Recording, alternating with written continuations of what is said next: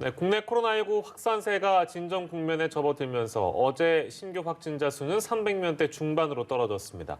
한편 이르면 다음 달 초에 백신이 국내에 들어올 것으로 예상이 되면서 정부는 접종 준비에 만전을 기하는 모습입니다.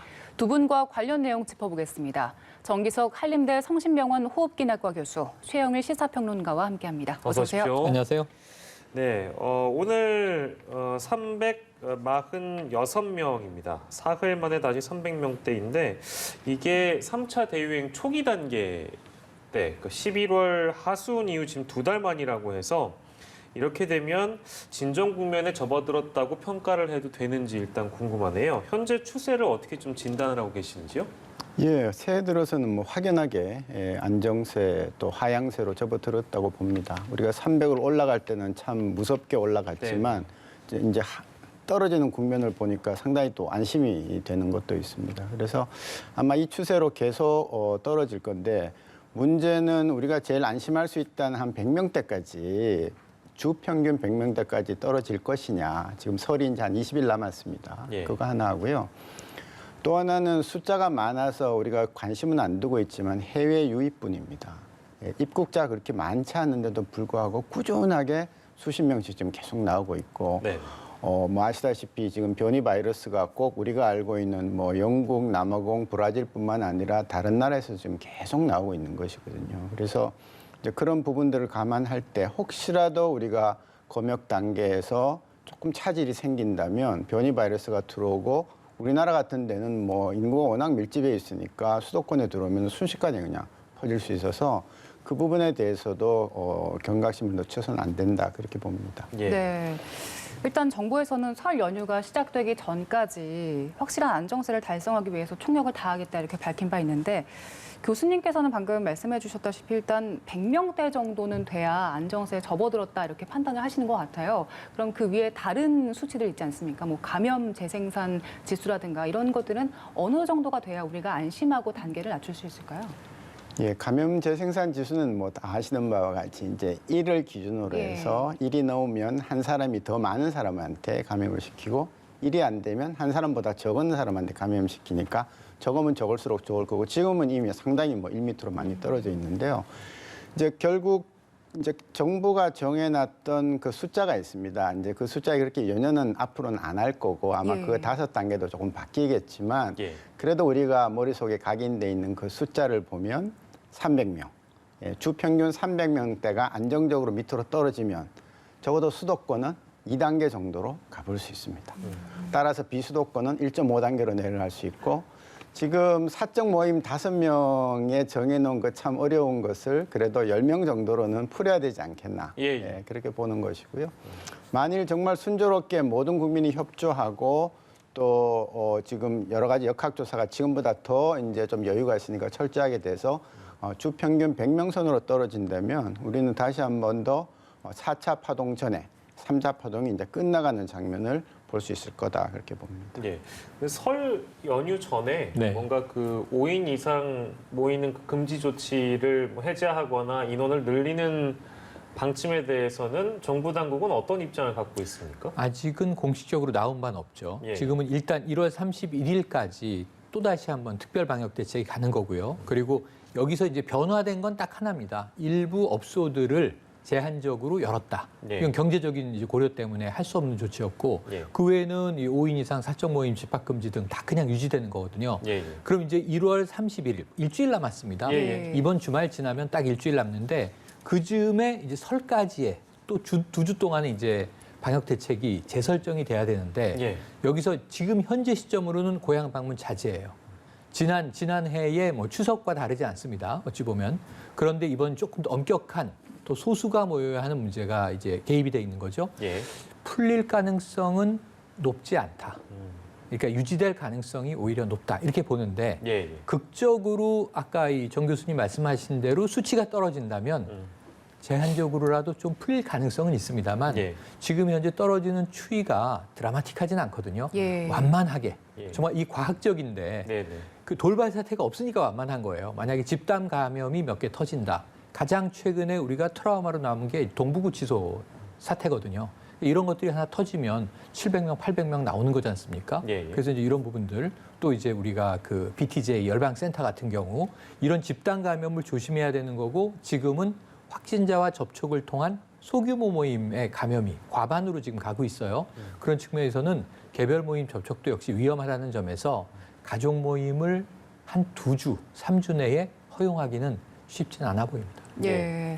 그동안 당국에서는 5인 이상 집합 금지 조치를 굉장히 네. 효과적으로 평가를 했는데 네네. 이게 참 중요하다는 사례가 또 한 번 발생했습니다. 네. 지금 전남 순천에서 가족 간의 집단 감염이 맞습니다. 발생했는데 노모의 생일을 이제 축하하기 위해서 가족 18명이 모였는데 네. 이 중에서 12분이 맞습니다. 확진이 됐더라고요. 이게 아주 뭐 특이한 사례가 아니라 최근에 많이 벌어졌던 사례죠. 예, 예. 추석 때부터 벌어진 사례입니다. 지난해 가을로 거슬러 올라가서 그때도 가족 간 모임을 하지 마세요. 그때 한번 기억해 보세요. 이제 설이 한 이제 2주 남았는데 예. 3주쯤 남았는데 지난 추석을 생각해 보시면 불효자는 옵니다. 이 표 하나로 다 설명했어요. 예. 오면 불효자라는 거죠. 접촉을 하지 말라는데 네. 왜 노부모님을 찾아오느냐. 특히 이게 도시와 또 지역 간에 교차 감염이 일어날 수 있는 위험이 증폭됐단 말이죠. 네네. 그 지난 추석에 보면은 이 평년 대비로 명절에 우리가 민족대 이동이라고 이야기하는데 꽤 줄었어요. 근데 그래도 30% 줄었어요.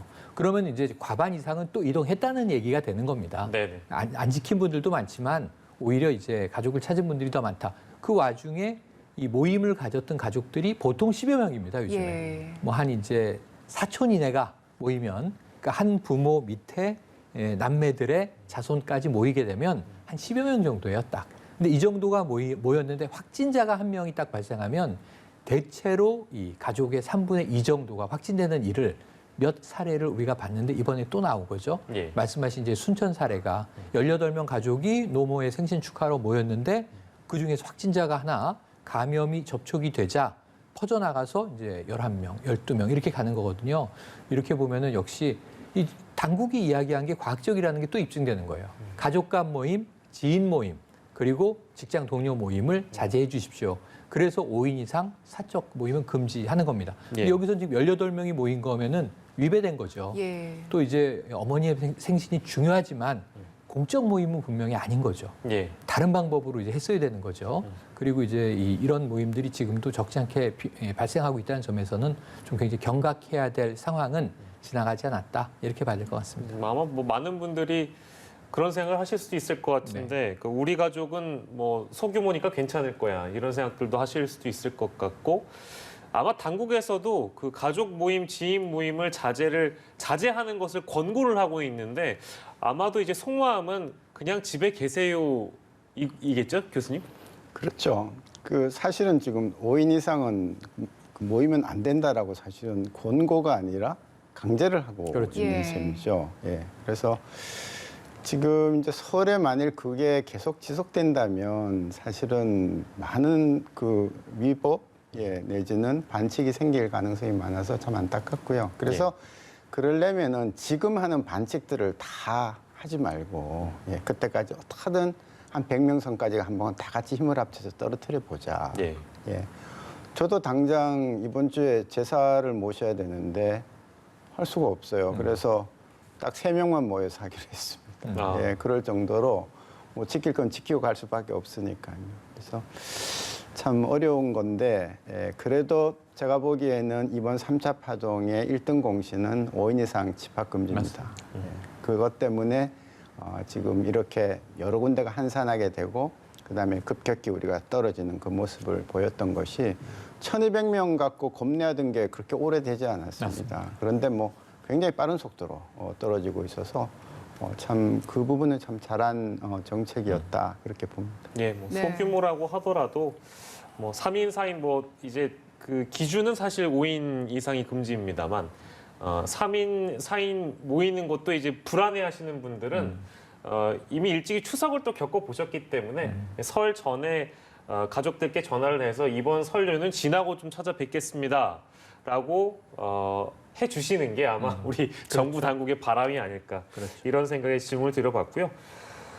경남 고성군 얘기를 저희가 좀 해보겠습니다. 여기 지금 고성군 공식 밴드에 지난 18일에 사진 한 장이 올라왔는데요.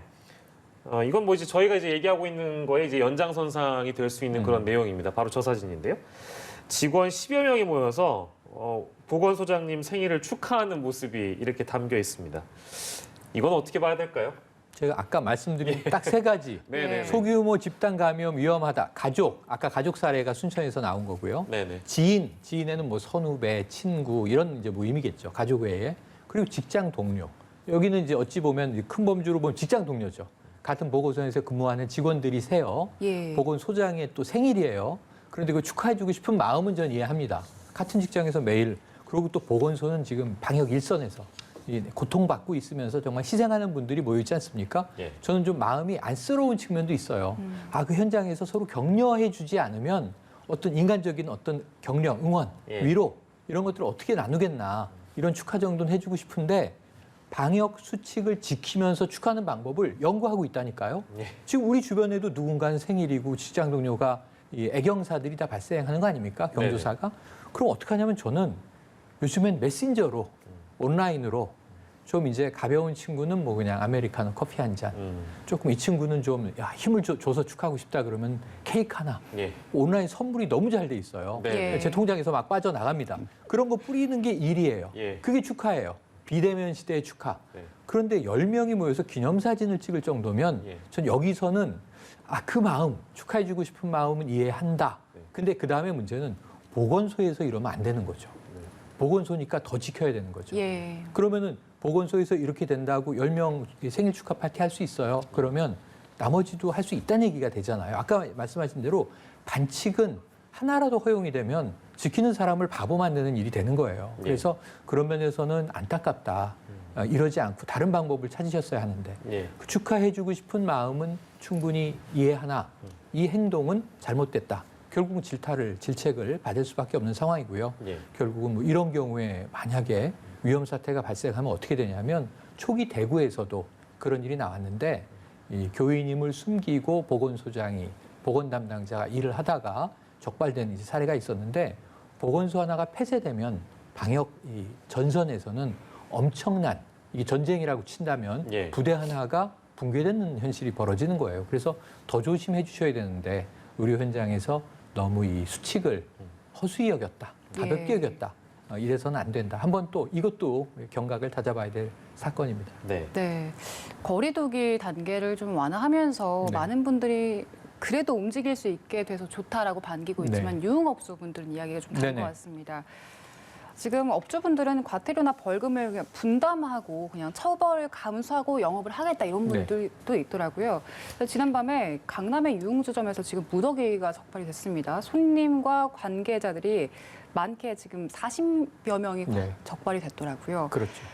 이게 강력한 대응만으로 처벌만으로 막을 수 있겠느냐 이런 의문점이 드는데요. 아주 강력한 처벌로 일단 막을 수 있죠. 예. 왜냐하면 이 사례는 계속 벌어지고 있는 일이에요. 뭐 강남 일대뿐만 아니라 또 지방 대도시에서도 벌어지고 있는데 우리가 속칭 유흥가, 유흥주점이 많이 모여 있는 곳에 자 이해는 돼요. 사람 인지라 모두 다 우리가 코로나 블루를 다 겪고 있어요. 그 술 한잔 하고 싶은데 주말인데 집콕하고 혼술하고 그거 뭐 찍어서 SNS에 올리고 그걸로 위안을 삼는 정도예요. 하지만 사람이 그립죠, 당연히. 우리가 살던 라이프 스타일이 있는데요. 또 어떤 때는 흥청망청 축하해주고 좀 이렇게 우리가 피로감도 풀고 스트레스도 해소하고 그러고 싶죠. 노래방도 가고 싶죠. 근데 왜 이렇게 1년을 우리가 견디고 있느냐 하면 위험하기 때문이거든요. 그리고 나뿐 아니라 공동체를 위험에 몰아넣을 수 있기 때문인데 이 유흥주점은 그냥 대놓고 불법을 한 겁니다. 예. 법을 어기는 걸 인지하면서 법을 어겼어요. 왜? 돈을 벌기 위해서. 네. 물론 이제 돈 내고 거기에 이제 가신 손님들은 불법임을 알면서도 스트레스를 해소하기 위해서 갔을 수 있습니다만 그러면은 강력한 처벌이 우선은 1차적으로 필요해요. 왜 그러냐면 인터뷰가 나왔어요. 요번 사태 이전에 예. 유사 사태가 벌어졌을 때 종업원의 인터뷰는 하루에 억대의 수익이 오갑니다. 과태료 300만 원이죠. 예. 어떻게 하실 것 같습니까? 영업하죠. 돈에 대한 욕망이 우선하면 사회적 책임의식이 없으면 무조건 영업합니다. 걸리면 300만 원 내요. 나는 1억 벌었습니다. 그럼 이 장사는 남는 장사죠. 법에 걸려도. 그럼 어떻게 해야 되겠습니까? 훨씬 강력한 처벌이 필요하죠. 근데 여기서 확진자가 나왔어요. 그럼 구상권을 청구할 수 있어요. 예. 여기서 방역 비용과 치료 비용과 정부가 지금 국민 세금으로 운영하고 있는 예산을 물어내시오 할 수 있어요. 근데 확진자가 안 나오면 과태료가 다예요. 없어요. 근데 여기에 대해서 만약에 방역을 방해했다. 그럴 수 있어요. 문지기도 세워놓고 이 눈을 피해서 몰래 열어서 손님 받고 영업하고 그런 경우에 지금 이 감염법 예방관리법이 지난해에 한번 강화됐죠. 코로나 예. 때문에.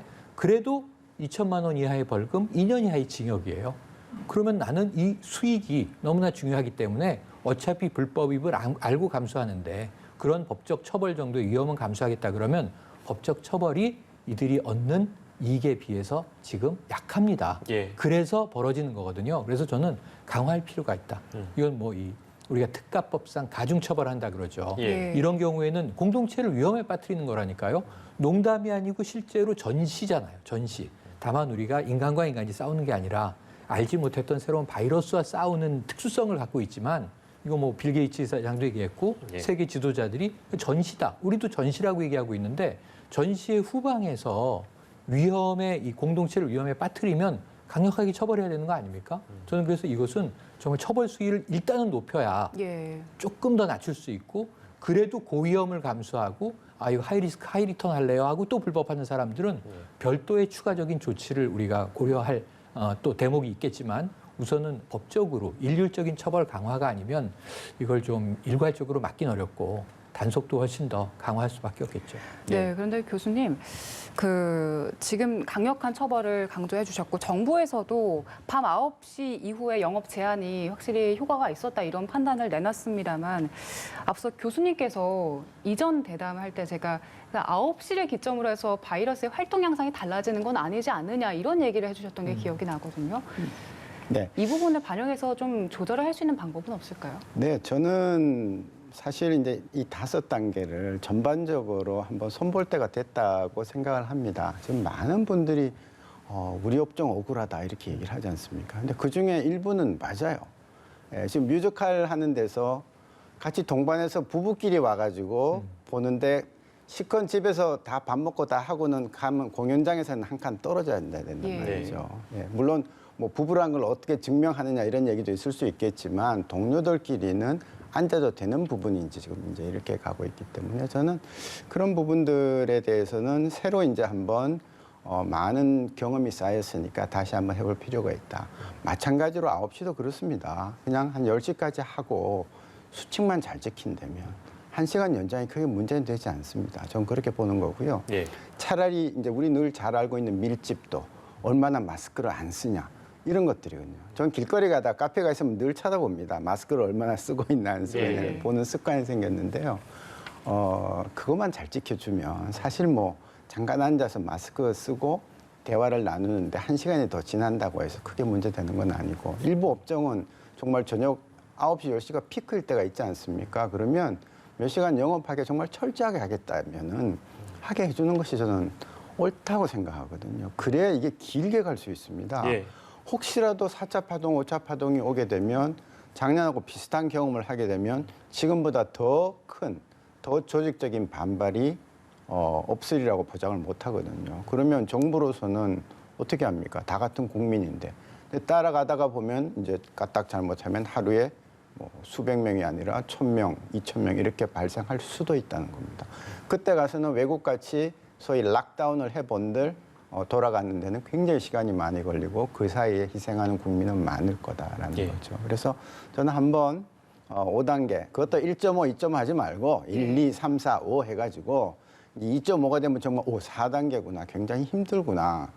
그런 그 인식이 되도록 한 다음에 그 단계에 맞는 숫자라든지 상황이라든지 병실의 준비라든지 그런 여러 가지 타 부처에서는 어떤 준비를 해야 되고 어떤 지원을 해야 되고 하는 것까지 새로 한번 판을 짜볼 필요가 있겠다 이렇게 봅니다. 그 새로 판을 짜는데 그 가장 큰 전제는 아마도 전체 국민들의 참여 방역이 그렇습니다. 절대 원칙이겠죠. 공감을 얻어야 이게 길게 오래 합리적으로 갈 수 있습니다. 예, 알겠습니다.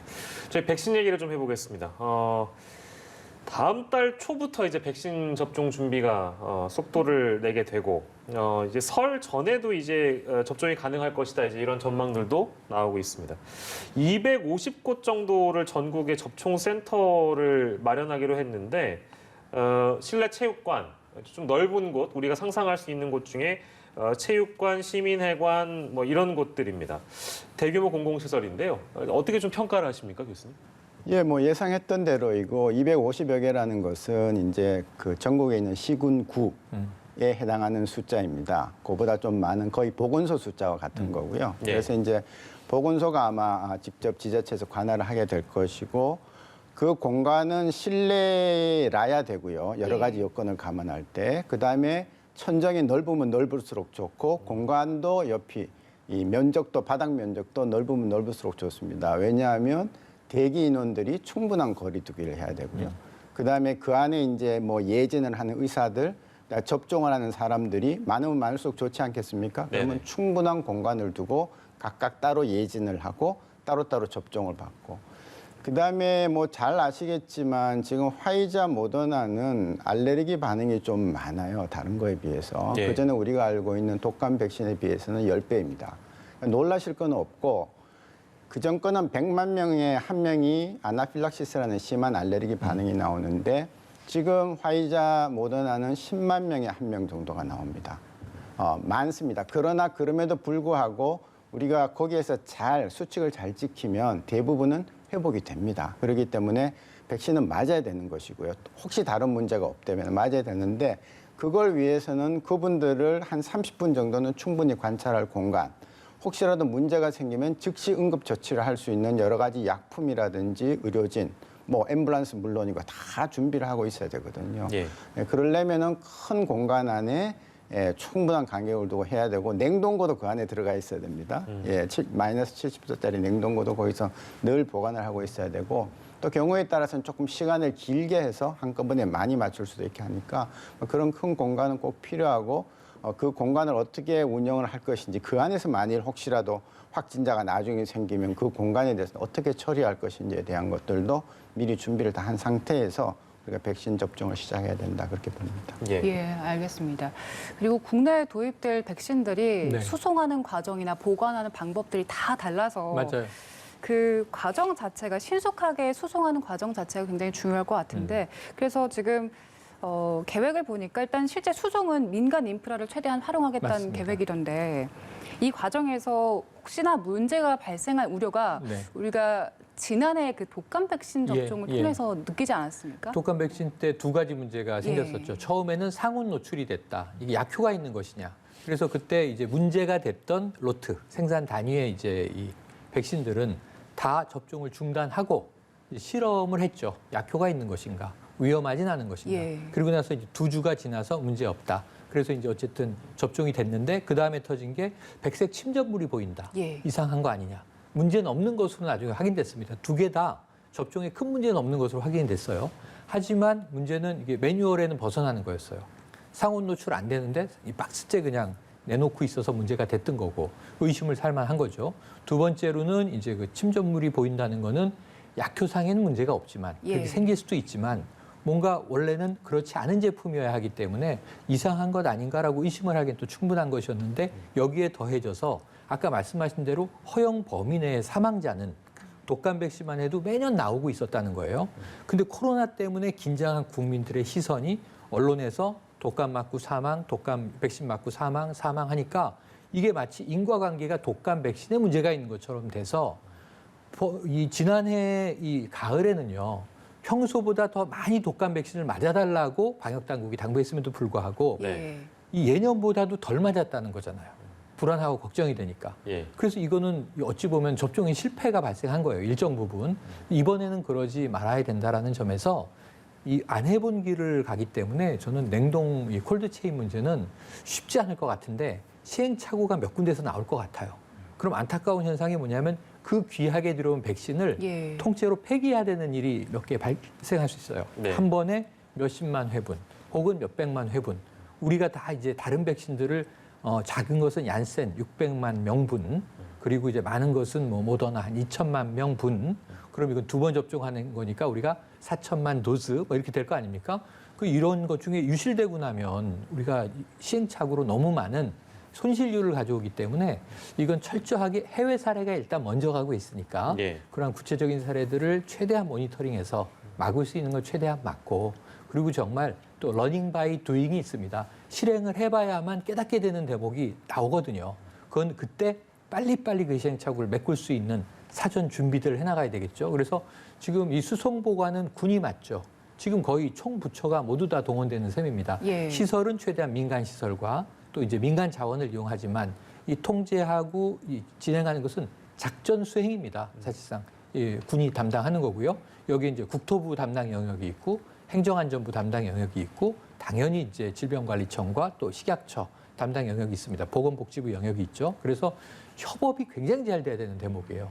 아까 정 교수님이 말씀해 주신 250개의 시설을 표준화 세팅한 거 플러스 그다음에 제가 제일 걱정되는 건 다 인구 대비 비슷한 시설을 해놨는데 사람들이 몰리는 시간과 안 오는 시간이 있을 거란 말이에요.